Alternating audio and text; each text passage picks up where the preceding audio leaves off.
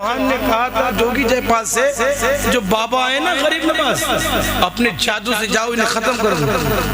उसको अपनी जादू पे बड़ा नाज था, आखिरी पैगाम सुनने बड़ा नाज था उसे। वो गया गरीब नवाज बदतर रहता रहे कि उसने जादू की, लेकिन कोई भी जादू उसका गरीब नवाज पे चल ना सका।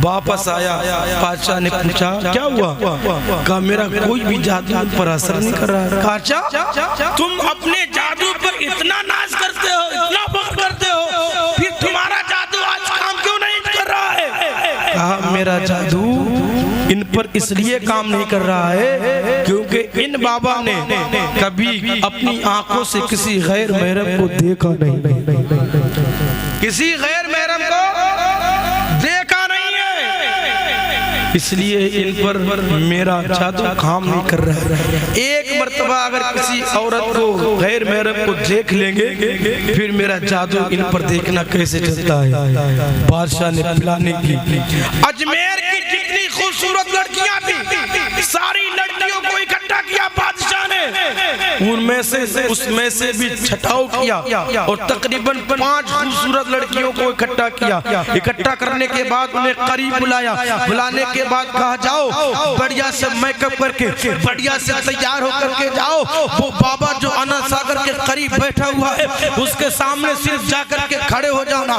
जैसे ही बाबा तुम्हारी तरफ एक नजर उठा करके देखे तुम वहीं से वापस चली आना, कुछ मत करना ना कुछ करना, कुछ कहना, सिर्फ तुम्हें वहां जाके खड़ा होना है। एक नजर देखे बाबा वापस चली आना है। हजरात ये सारी लड़कियां अपना हुस्न जो है अपने आप को सजा करके अपने आप को बेहतरीन तैयार करके पहुंची, गरीब नवाज के सामने जाकर के खड़ी हो गई। गरीब नवाज है, अल्लाह की इबादत कर रहे हैं, उसकी तस्बीह व तहलील बयान कर रहे हैं, उसका बिरदो बज़ाइब कर रहे हैं। हजरात काफी देर हो जाती है, लड़कियां खड़ी रहती है, लेकिन गरीब नवाज सर को उठा करके नहीं देखते हैं। गरीब नवाज एक मर्तबा भी उठा करके नहीं देखते हैं। बहुत देर हो जाती है, ये सारी लड़कियां हाथ जो है खड़े खड़े थक जाती है, वापस मायूस होकर के चली जाती है। बादशाह पूछा क्या हुआ? कहा क्या बताएं, ऐसा लगता है आज का दिन उनका कोई इबादत का दिन है, उन्होंने हमारी तरफ देखा ही नहीं है, वो तो इबादत में मशगूल है। बादशाह ने कहा बेवकूफ, उनका तो हर दिन इबादत का होता है, उनकी तो हर रात इबादत की होती है, उनका तो हर लम्हा इबादत का होता है, उनका तो हर सेकंड इबादत का होता है। नबी के दीवानों का हर वक्त इबादत का मौसम रहता है, उनके लिए कोई खास नहीं होता है। अरे वो तो चलते हैं तब भी इबादत होती है, खाते हैं तब भी इबादत होती है, पीते हैं तब भी इबादत होती है, वो गुफ्तगू करते हैं तब भी इबादत होती है, उनका हर लम्हा इबादत का होता है। हजरात अब बादशाह बड़ा मायूस है, कह रहा है क्या करे, अगर बाबा को नहीं माना, बाबा को अगर ज़ेर नहीं किया, अगर इनको यहाँ से नहीं भगाया तो हमारी तो बादशाह चली जाएगी, हमारा तो नामो जो है नामो निशान मिट जाएगा। हजरात ये सारी बातें बादशाह की लड़की सुन रही थी। जब सारे लोग चले गए बादशाह के सामने उसकी लड़की आई, आने के बाद का उसने कहा मैं आपके लिए एक काम करना चाहती हूँ, अगर आप मुझे इजाजत दे तो मैं करूँ। बादशाह ने कहा बेटी क्या काम करोगे? कहा मैं बाबा के पास जाना चाहती हूँ, मैं बाबा के सामने जाकर के खड़ी होंगी, देखे बाबा मेरी तरफ देखेगा कि नहीं देखा, देखे मेरे हुस्न पर नजर डालेगा कि नहीं डालेगा। हजरात क्योंकि इज्जत का सवाल था, कुर्सी का सवाल था, बादशाहत का सवाल था। बादशाह तैयार हो गया, कहा बेटी उठाओ। बेटी बड़ी बारीक कपड़े पहन करके, बड़े हल्के कपड़े पहन करके, बड़े कपड़े पहन करके गरीब नवाज के सामने पहुंच जाती है। बड़ी चालाक लड़की थी उसकी, बड़ी चालाक, बड़ी दाना अक्लमंद लड़की थी। उसने क्या किया, बारीक कपड़े पहनने के बाद सबसे पहले अनाथ सागर में डुबकी मारी। जब अनाथ सागर में डुबकी मारी उसके बाद गरीब नवाज के सामने आकर के खड़ी हो गई।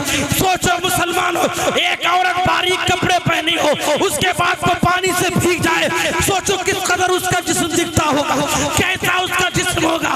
उस लड़की ने अनाथ सागर में डुबकी मारने के बाद गरीब नवाज के सामने खड़ी हो गई, अब इंतजार कर रही है। गरीब नवाज उसकी तरफ एक नजर देखे, उसकी तरफ एक नजर देखे, उसकी तरफ एक नजर देखे, लेकिन गरीब नवाज है वो देख नहीं रहे हैं। गरीब नवाज है अपनी इबादत में मशगूल है, गरीब नवाज है अल्लाह की तस्वीर बयान कर रहे हैं, गरीब नवाज है फिर तो बजाई पढ़ रहे हैं। काफी देर हो जाती है, गरीब नवाज सर को उठा करके नहीं देखते हैं। लड़की कहती है अरे बाबा मेरे हुस्न की तौहीन मत करो, मैं तो बादशाह की बेटी हूँ, मुझे देखने के लिए लोगों की आंखें तरसती है, लोग बेचैनो बेकरार रहते हैं, पूरा अजमेर बेकरार रहता है। आज मैं तुम्हारे सामने खड़ी हूँ, कम से कम एक नजर तो देख लो। लड़की ने इतना कहा, गरीब नवाज ने क्या फरमाया? मेरी माँ बहने गौर से सुने, नौजवान लड़कों गौर से सुनना, मेरी इस बात को दिल की तख्ती पे नोट करके लेके जाना मुसलमानों। गरीब नवाज से जब लड़की ने कहा था बाबा एक नजर मेरी तरफ देखो, मेरे हुस्न की तौहीन ना करो, तो गरीब नवाज ने क्या किया? गले में चादर पड़ी हुई थी, उतारा और उतारने के बाद कहा ए बेटी ले ये मेरी चादर, और चादर से पहले अपने आप को छुपा ले। जैसे ही गरीब नवाज ने चादर थी और लब से बेटी कहा तो लड़की बोली बाबा ये क्या कह रहे हो, लड़की मुझे अपनी बता रहे हो? तो गरीब नवाज ने फरमाया हाँ तू मेरी लड़की तरह है। कहा क्यों? कहा मेरे बाबा तो कहते हैं इस्लाम बहुत खतरनाक मजहब है, इस्लाम के मानने वाले आतंकवाद होते हैं। गरीब नवाज ने कहा सुन, तेरे बाबा ने जो कहा था इस्लाम वो नहीं है, बल्कि जो गरीब नवाज बता रहा इस्लाम ये है। वाह वाह जिंदाबाद जिंदाबाद। तेरे बाबा ने जो बताया इस्लाम वो नहीं, इस्लाम ये है जो गरीब नवाज बता रहा है। गरीब नवाज कहा क्या मतलब? अब सुनो गरीब नवाज ने क्या कहा।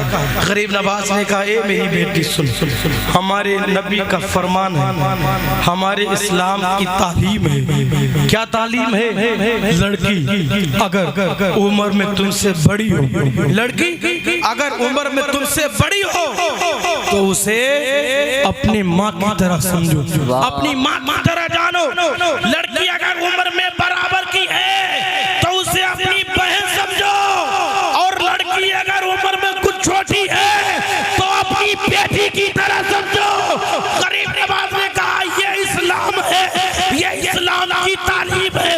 कहा तो ये इस्लाम की तालीम है, फिर देर मत करो, मुझे कलमा पढ़ा के मुसलमान। बेशक कहा जिस नबी की, जिस इस्लाम की तालीम इतनी अच्छी है, सोचो वो नबी जो ये दीन लेके करके आए होंगे वो नबी कितने अच्छे होंगे, वो नबी कितने लाजवाब होंगे।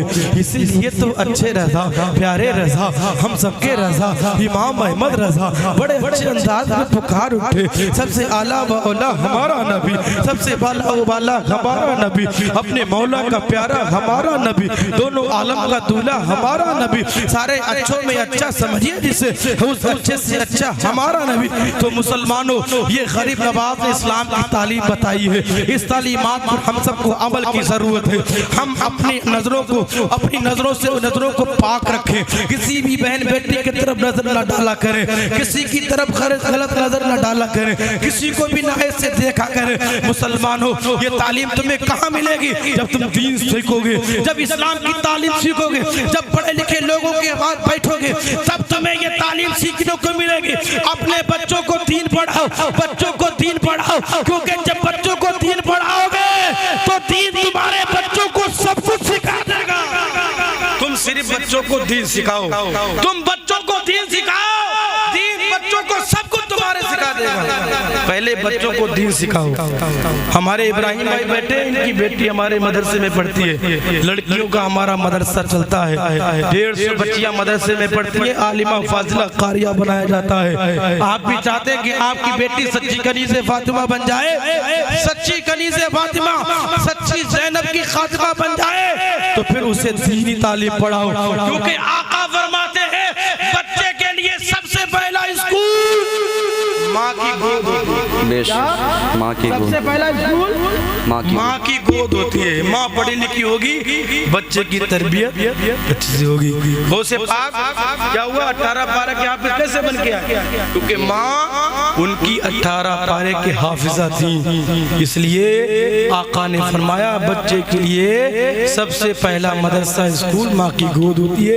बच्चों को फरमाओ यही है आरज़ू के तालीम कुरान आम हो जाए, हर परचम से ऊंचा परचम इस्लाम हो जाए, नाम हो जाए।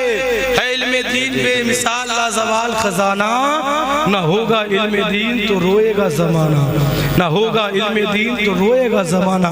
अल्लाह ताला की बारगाह में हम सबको नेक अमल की तौफीक अता फरमाए। अस्तगफिरुल्लाह रब्बी मिन कुल्लि ज़ंबिन व अतूबु इलैहि व मा अलैना इल्लल बलाग। अस्सलामु अलैकुम।